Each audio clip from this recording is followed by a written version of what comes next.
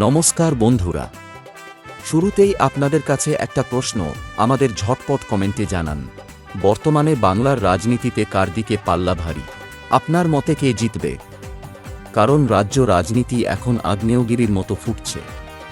একদিকে রয়েছে তৃণমূল কংগ্রেস, যারা তাদের উন্নয়ন আর লক্ষ্মীর ভাণ্ডারের মতো প্রকল্পের ওপর ভর করে মাটি কামড়ে পড়ে আছে।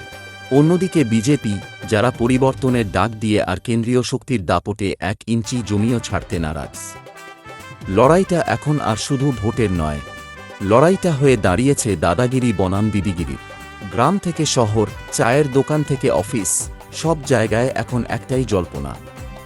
শাসক দলের দাবি মানুষ তাদের সাথেই আছে, আর বিরোধী শিবিরের দাবি মানুষ এবার নতুন মুখ চাইছে। আপনার এলাকায় কার হাওয়া বেশি? তৃণমূল না বিজেপি?